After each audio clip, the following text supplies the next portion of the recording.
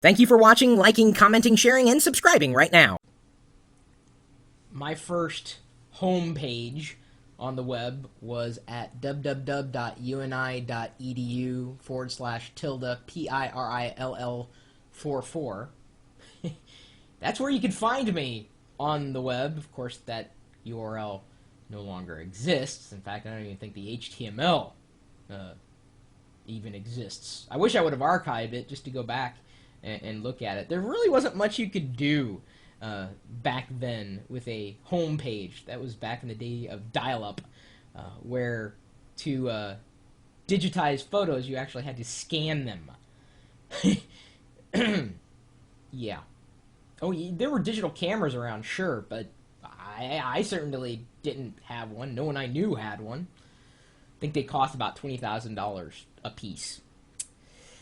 Yeah. No, that's probably more than they cost. But, you know, to a college student, it might as well have been $20,000. But I've been building web pages and websites since the mid-90s. Now, that doesn't make me a webmaster or a web designer or a web developer. It just makes me someone who knows enough just to be dangerous, and certainly has been watching the trends as far as websites are concerned. So I was reading my feeds, and I happened upon an article from, I guess, an old friend. Not to say he's old, I'm saying we've known each other for a while. Jeffrey Zeldman from Zeldman.com, and if you're into any kind of web design, then you know who Zeldman is. And he wrote a blog post on April 27th called The Vanishing Personal Site. And it starts out with this.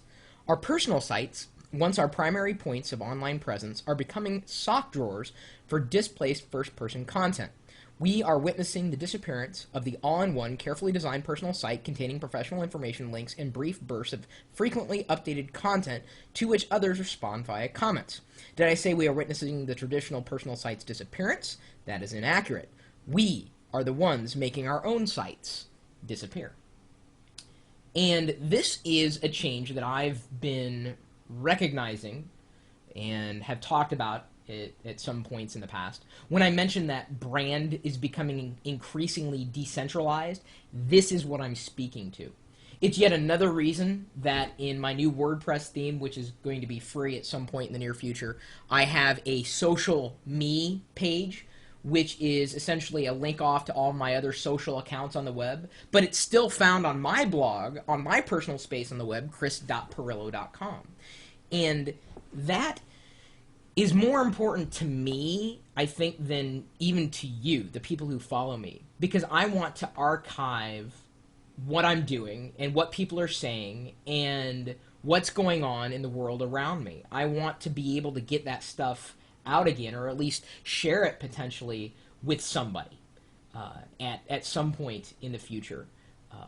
It's a great way to archive all of my social media contributions, my user-generated content, so to speak. So, as you begin to create more videos, more audio, more text, just create and throwing the things out onto the web, if you're not keeping track of your own information and your own content somehow, in your own personal space that you own, at least the domain for, you are not doing yourself any favors. I mean, I think it's great to have an account on YouTube, an account on Flickr, an account on MySpace, an account on Facebook, an account everywhere. But if you can't at least direct people back to you somehow, if you don't own a place on the web, you're really, potentially... well, let me put it another way. You might remember a video that I recorded a few months ago when one of my friends, Mark Orchant, passed away. And he had created all this content all over the web. He had a Twitter account, a Flickr, and had all these points of presence on the web, but he wasn't really organizing it or bringing it into one specific space. So how does his life get archived? How will it be archived? How will your life be organized? How can you take all these conversations that you're involved in and somehow tie them back to you? so that when people come to see your website, you don't necessarily have to make a new blog post because you're already posting videos on YouTube, or you're posting photos on Flickr or PhotoBucket or Web Shots. You're already posting here, there, and everywhere. Twitter or Jaiku or Haiku. I'm still not sure how to pronounce that. Maybe you have a Tumblr account. Wherever.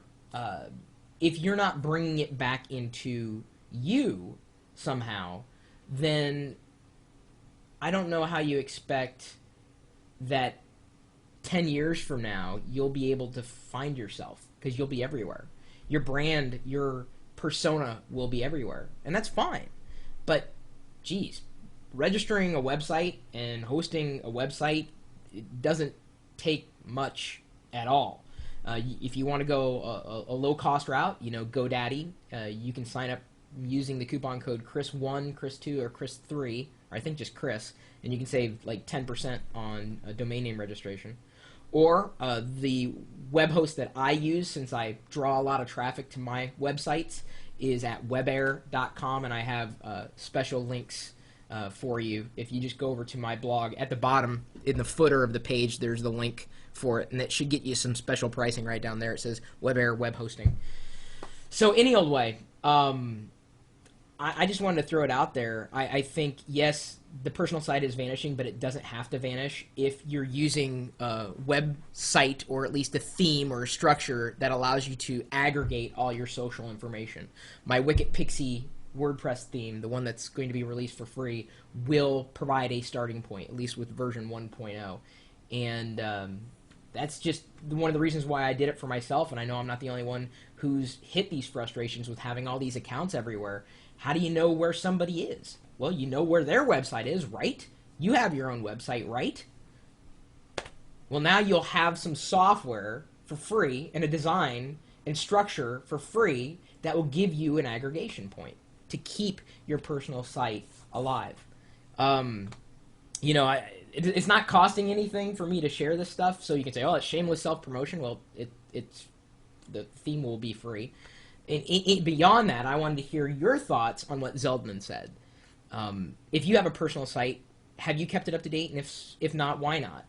Where are you active more often on the web? And for me, it's basically, and I've said this before, it's Twitter, because it's so simple, it's so easy. I can stay connected with friends and now family. My brother Adam is on Twitter, but it's just so easy. It's so simple, and I think that's very key in keeping our personal life organized in terms of how we present that back to the world when they come and look for us.